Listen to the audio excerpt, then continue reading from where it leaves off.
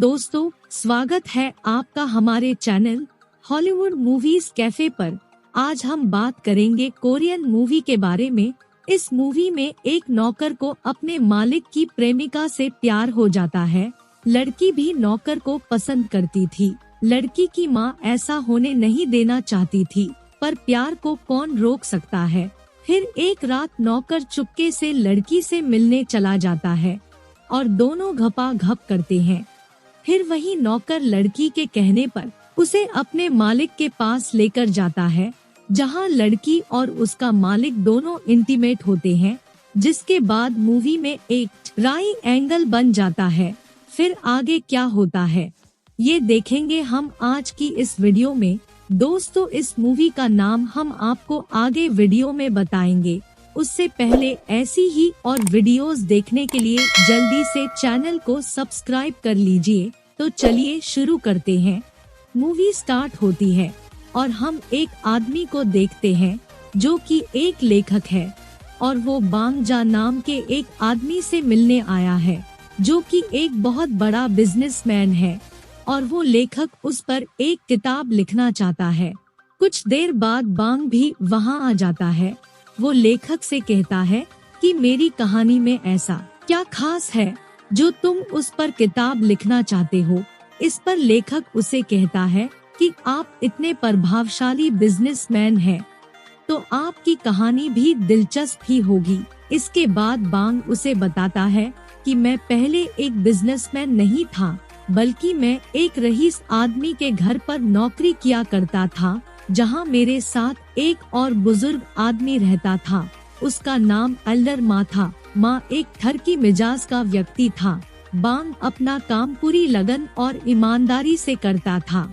एक दिन बांग और उसका मालिक ली दोनों एक मधुशाला में जाते हैं, जहां एक लड़की गाना गा रही होती है। ली उस लड़की को देखकर उस पर फिदा हो जाता है। उधर बांग के दिल की घंटी भी बजने लगती है। फिर बांग वहाँ काम करने वाली एक लड़की से उसके बारे में पूछता है, तो वो बांग को बताती है कि ये इस जगह की मालकिन की बेटी चून है और मैं चून की मेड हायंग हूँ। गाना खत्म होने पर चून अंदर चली जाती है, तो ली बांग से कहता है कि तुम जाकर चून से मेरे लिए बात करो। तो बांग ली के कहने पर चून के पास जाता है। पहले तो हायंग उसे अंदर जाने से रोकती है, पर फिर भी बांग किसी तरह अंदर चला जाता है और चून को ली से मिलने के लिए रिक्वेस्ट करता है। उसी वक्त ली भी वहां आ जाता है और बांग की इस हरकत के लिए उसे थप्पड़ मार देता है। दरअसल ली चून को ये दिखाना चाहता था कि वो एक शरीफ इंसान है। फिर ली चून को इम्प्रेस करने लगता है कि तभी वहां एक और बंदा आ धमकता है और वो भी चून को अपने साथ चलने को कहता है, पर चून उसके साथ जाने से मना कर देती है। वो बंदा उस मोहल्ले का गुंडा होता है। जब ली उसे रोकने की कोशिश करता है, तो वो ली को धमकाने लगता है। तभी बांग उसका सर पकड़कर टेबल पर दे मारता है और उसकी अच्छे से धुलाई करता है। ली बांग पर अपना रोआब झाड़कर चून को इम्प्रेस करना चाहता था, पर बांग ने उस गुंडे से चून को बचाकर पूरी बाजी ही पलट दी थी। अगले सीन में हम देखते हैं कि बांग एल्डर माँ को सारी बात बताता है, तो माँ उसे कहता है कि तुमने ली का सारा काम खराब कर दिया है, इसलिए अब तुम्हें किसी तरह दोबारा उन्हें मिलाना होगा। तो बांग उसे बताता है कि चून की मेड बहुत ही खड़ूस है, वो मुझे चून से कभी बात नहीं करने देगी, इसलिए पहले उसे पटाना होगा। फिर ठरकी अंकल बांग को उसका भी इलाज सिखाता है। वो बांग को बताता है कि तुम हायन से बात करते हुए अचानक से उसकी गुफा पर हाथ रख देना, इसके बाद वो तुम्हारी हर बात मान लेगी। दूसरी तरफ चून अपनी माँ को बांग की बहादुरी के बारे में बता रही होती है, पर चून की माँ को तो ली के पैसों में इंटरेस्ट था। वो चून से कहती है कि अगर ली तुमसे प्यार करता है तो वो जरूर दोबारा तुमसे मिलने की कोशिश करेगा। और तभी उनका नौकर उन्हें बताता है कि मास्टर ली का सर्वेंट कोई मैसेज लेकर आया है, तो चून की माँ हायन को उसके पास भेजती है। फिर बांग उसे बताता है कि मास्टर ली चून से अकेले में मिलना चाहते हैं। तो हायंग उसे कहती है कि हमारी मैडम ऐसे किसी से अकेले में कभी नहीं मिलती। फिर बांग उसे ये मैसेज चून तक पहुंचाने के लिए कहता है, पर वो मैसेज देने से भी मना कर देती है। फिर बांग थर्की अंकल का नुस्खा आजमाता है और इधर उधर की बातें करते हुए उसकी गुफा पर हाथ रख देता है और बांग का काम बन जाता है। फिर अगले दिन वे एक झरने के पास मिलते हैं, जहां ली और चून थोड़ी देर अकेले में बातें करते हैं और फिर चून बांग के पास आकर बैठ जाती है और उससे बातें करने लगती है। वो बांग की बहादुरी और खाने की तारीफ करती है। ये देखकर ली काफी चिढ़ जाता है, तो वो बांग से कहता है कि ये सब काम तुम्हें तुम्हारा दोस्त मिस्टर मा सिखाता है ना। फिर जब चून पूछती है कि ये मिस्टर मा कौन है, तो ली उसे बताता है कि वो बांग का दोस्त है और इसे गलत गलत काम सिखाता रहता है। उसके कहने पर इसने तुम्हारी मेड के साथ भी गलत हरकत की थी। ली की ये बात सुनकर चून निराश हो जाती है और वहाँ से उठकर झरने के पास चली जाती है। झरने के पास टहलते हुए चून फिसल कर गिर जाती है, जिससे उसके पैर में मोच आ जाती है। जिसके बाद बांग उसे अपने कंधों पर बैठा कर घर छोड़ने जाता है। रास्ते में चून उसे कहती है कि तुम्हारा मालिक ली बहुत ही अजीब इंसान है। उसने अपने नौकर को भेज दिया मुझे घर छोड़ने के लिए, जबकि उसे खुद जाना चाहिए था। तो बांग उसे कहता है कि हाँ मैं जानता हूँ, पर क्या करे वो ऐसा ही है।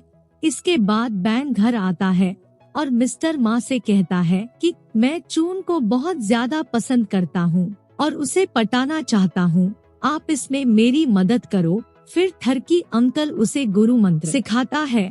वो बांग से कहता है कि अगली बार जब तुम चून से मिलो तो उसके पीछे से उसकी गर्दन की तरफ देखना, जिससे वो थोड़ा नर्वस हो जाएगी। फिर तुम जोर से छींकना और उसके ऊपर गिरते हुए उसे अपनी बाहों में ले लेना।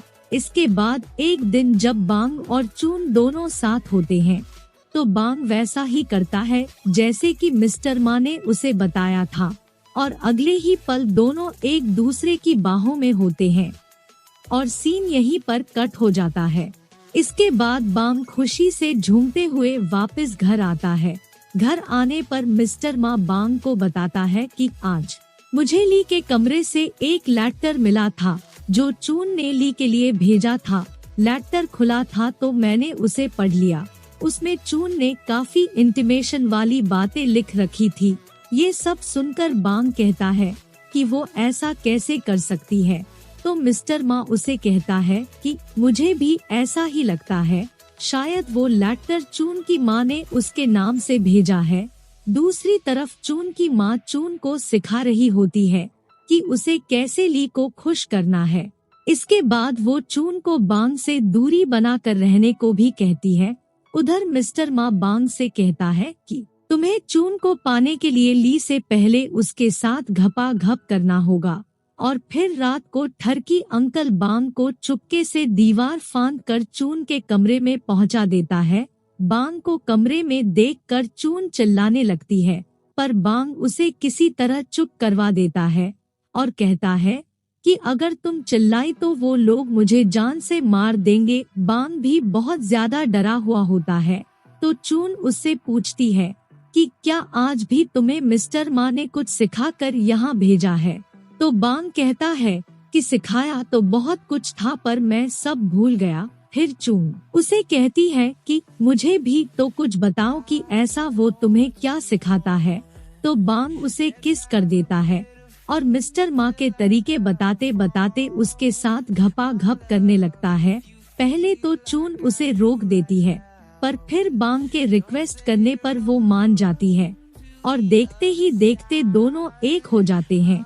इसके बाद मूवी प्रेजेंट में आती है और हम लेखक और बांग को लंच करते हुए देखते हैं। लेखक बांग की इस कहानी की तारीफ करता है और आगे सुनाने को कहता है।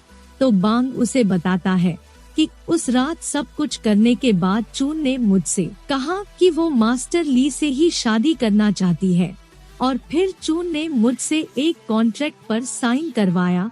उसने मुझसे रिक्वेस्ट की कि मैं ली से उसे मिलवाने में उसकी मदद करूं, जिसके बाद मैं खुद मास्टर ली को उसके पास लेकर आया, जहां ली और चून दोनों कमरे में घपाघप कर रहे थे और मैं हायन के साथ बैठकर उनकी चौकीदारी कर रहा था।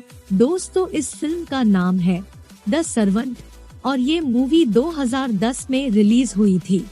आगे हम देखते हैं कि ली के जाने के बाद चून बांग के पास आती है तो बांग वहाँ बैठा ड्रिंक कर रहा होता है।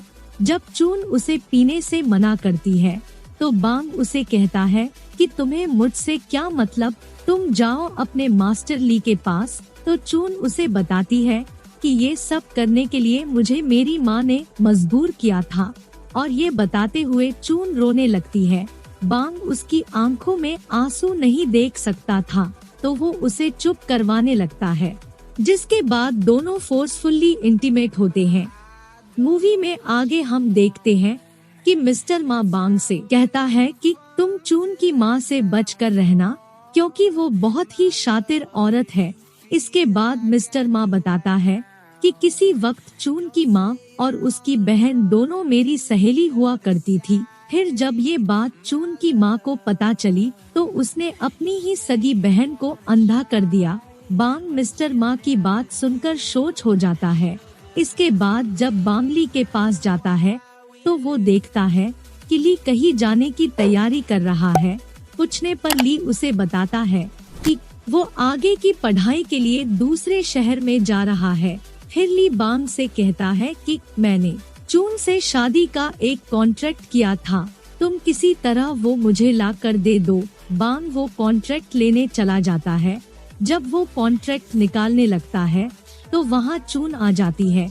चोरी पकड़ी जाने पर बांग उसे सच बता देता है। फिर चून उसे कहती है कि तुम हमारे वाला कॉन्ट्रैक्ट ले जाने वाले थे। इसके बाद चून उसे दूसरा कॉन्ट्रैक्ट निकाल कर दे देती है। फिर बांग वो कॉन्ट्रैक्ट ले जाकर ली को पकड़ा देता है। जब ली उसे खोल कर देखता है तो वो बांग और चून के बीच हुआ कॉन्ट्रैक्ट होता है, जिसे देखकर ली को उनकी सच्चाई पता चल जाती है। पर उसे इस बात से कोई फर्क नहीं पड़ता और वो बांग को भी इस बारे में कुछ नहीं बताता और वहाँ से चला जाता है। आगे हम देखते हैं कि चून की माँ बांग की मुलाकात एक बड़े बिजनेसमैन से करवाती है, जिसके बाद उसकी सिफारिश से बांग को एक बड़ा काम मिल जाता है। बांग भी अब थोड़े पैसे कमाने लगा था और इसी बीच अक्सर मौका मिलने पर चून और बांग अकेले में मिल लिया करते थे। अब सब कुछ अच्छा चलने लगा था कि तभी एक दिन बांग को पता चलता है कि ली अब रॉयल इंस्पेक्टर बन गया है। दूसरी तरफ हम देखते हैं कि शपथ दिलाते वक्त राजा के अधिकारी ली से कहते हैं कि बेटा, तुम्हारे जैसे पता नहीं कितने लोग आए और चले गए, पर कोई भी यहाँ टिक नहीं पाया। यहाँ वो ही लोग टिकते हैं जिनकी शक्ल सूरत अच्छी हो और उनके पास सुनाने के लिए अच्छी कहानियाँ हो, और तुम्हारे पास इन दोनों की ही कमी है। उनकी ये बात सुनकर ली के पैरों से जमीन खिसक जाती है। आगे हम देखते हैं कि ली अपने एक कजिन के साथ बैठा अपनी जॉब के बारे में बता रहा होता है, पर उसके कजिन की प्रॉब्लम अलग ही थी। दरअसल वो एक मजिस्ट्रेट है और वो अपने लिए एक मस्त सी लड़की ढूंढ रहा होता है। उसकी बात सुनकर ली के दिमाग में एक खतरनाक आइडिया जन्म लेता है, तो ली उसे चून के बारे में बताता है कि वो बहुत ही सुंदर है और बहुत ही अच्छी कलाकार भी है। फिर अगले दिन ली एक बार में अपने किसी क्लाइंट के साथ बैठा होता है। तभी उसे पता चलता है कि उस बार की मालकिन हायंग है। इसके बाद वे दोनों अकेले में अपनी पुरानी यादें ताज़ा करते हैं और फिर दोनों इंटीमेट होते हैं। सब करने के बाद ली उसे कहता है कि आज से पहले मैं कभी किसी नौकर के साथ इंटीमेट नहीं हुआ, क्योंकि मैं कभी किसी की मजबूरी का फायदा नहीं उठाता। तो हायंग उसे कहती है कि अगर मैं भी सर्वेंट नहीं होती तो आज बांग भी मेरे साथ होता। उसकी ये बात सुनकर ली को गुस्सा आ जाता है और वो उसे कहता है कि ऐसा क्या है उस बांग में जो सारी लड़कियां उसके पीछे पागल है। फिर अगले दिन ली चून से मिलने उसके गांव पहुंच जाता है, पर बांग उसे चून से नहीं मिलने देता और वो उसकी तबीयत खराब होने का बहाना बना लेता है। पर ली अपनी जिद पर अड़ जाता है तो बांग उसे घूरते हुए मना कर देता है। ली बांग को अच्छे से जानता था तो वो बांग से रिक्वेस्ट करता है कि तुम चून को ये मासज दे देना कि मैं उससे मिलना चाहता हूँ। मासज मिलने के बाद चून ली से मिलने चली जाती है और उनमें कुछ देर बातें होती हैं। फिर रात को मैजिस्ट्रेट चून के बार में आता है और चून का डांस देखने की ख्वाहिश करता है तो बांग उसे बताता है कि चून की तबीयत ठीक नहीं है, इसलिए वो अभी नहीं आ सकती। तो मैजिस्ट्रेट इस बात को लेकर वहाँ हंगामा करने लगता है। उसे ऐसा करते देख चून वहाँ आ जाती है और मैजिस्ट्रेट से रिक्वेस्ट करती है कि उसकी तबीयत ठीक नहीं है। तो मैजिस्ट्रेट उसे कहता है कि अगर तुम्हारी तबीयत ठीक नहीं है तो तुम मत नाचो, पर तुम मेरे पास बैठकर मेरे लिए ड्रिंक सर्व करो। उसकी ये बात सुनकर चून को गुस्सा आ जाता है और वो उसे कहती है कि मैं कोई वेट्रेस नहीं हूँ जो तुम्हारे लिए ड्रिंक बनाऊं। इस बात पर मजिस्ट्रेट को गुस्सा आ जाता है और वो उसी वक्त चून को गिरफ्तार करने का ऑर्डर दे देता है और चून को गिरफ्तार कर लिया जाता है। अगले दिन बांग अपने कई दोस्तों से मदद मांगता है, पर कोई भी उसकी मदद नहीं करता। कोई भी रास्ता नहीं मिलने पर बांग ली से मदद करने की गुहार लगाता है। पहले तो ली बांग से कहता है कि क्यों बेटा, उस दिन तो मुझे चून से मिलने भी नहीं दे रहे थे। पर फिर बांग के ज्यादा रिक्वेस्ट करने पर वो मदद करने के लिए तैयार हो जाता है। इसके बाद बांग चून से मिलने जाता है और उसका हौसला बढ़ाते हुए कहता है कि तुम चिंता मत करो, मैं सब ठीक कर दूंगा। अगले दिन मैजिस्ट्रेट चून को एक कमरे में ले जाता है और उसके साथ घपाघप करने की कोशिश करता है, पर तभी कमरे के बाहर आकर बांग तमाशा करने लगता है। फिर मैजिस्ट्रेट के कहने पर उसके लोग उसे पीटने लगते हैं। थोड़ी देर बाद वहाँ ली की अपने सिपाहियों के साथ एंट्री होती है और मैजिस्ट्रेट को गिरफ्तार कर लिया जाता है और साथ ही ली चून को भी बंदी बना लेता है और उसे अपवित्र बताकर अपनी पवित्रता साबित करने को कहता है। तो चून सबके सामने ली के साथ हुआ शादी का कॉन्ट्रैक्ट दिखा देती है और मैरिड होते हुए भी बांग के साथ इंटीमेट होने की गिल्ट में सुसाइड कर लेती है। चून के सुसाइड करने से ली को बहुत अफसोस होता है और वो रोते हुए उसे उठाकर वहाँ से ले जाता है। पीछे से बांग को गिरफ्तार कर लिया जाता है। इसके बाद चून बांग से मिलने जाती है तो बांग उसे देखकर चौंक जाता है। फिर चून उसे बताती है कि ये सब ली की प्लानिंग थी, उसे सुनाने के लिए एक कहानी चाहिए थी जिसके लिए उसने मुझे भी इस सब में शामिल किया। अगले सीन में हम देखते हैं कि चून और ली की शादी हो रही है। शादी के बाद चून ली के सामने शर्त रखती है कि वो जहाँ भी रहेगी वहाँ बांग को वो अपने साथ रखेगी। ना चाहते हुए भी बेचारे ली को चून की बात माननी पड़ती है। इसके बाद हम देखते हैं कि ली और चून खेल रहे हैं और वहाँ बांग भी मौजूद होता है। फिर बांग थोड़ी देर के लिए जंगल में जाता है। वापस लौटने पर वो देखता है कि ली ने चून को धक्का देकर पानी में गिरा दिया है। बांग भी चून को बचाने के लिए पानी में छलांग लगा देता है और उसे अपने कंधों पर उठाकर भागता हुआ दिखाया जाता है। इसके बाद मूवी प्रेजेंट में आती है और बांग लेखक को बताता है कि तब से लेकर आज तक मैं भाग ही रहा हूँ। फिर बांग लेखक को चून के पास ले जाता है। चून जिंदा तो थी पर उसकी मेंटल हेल्थ खराब हो चुकी थी। लेखक को ये कहानी बहुत दिलचस्प लगती है पर बांग उसे ये स्टोरी लिखने से मना कर देता है और उसे कहता है कि इसकी बजाय तुम कहानी में लिखना कि चून को ली से प्यार हो गया और उन दोनों की शादी हो गई। कारण पूछने पर वो लेखक को बताता है कि मेरी वजह से चून पहले ही बहुत दुख देख चुकी है और अब मैं उसे इस कहानी में और दुख नहीं देना चाहता। इसके बाद बांग चून को अपने कंधे पर बैठाकर घुमाते हुए दिखाया जाता है और यहीं पर फिल्म खत्म हो जाती है।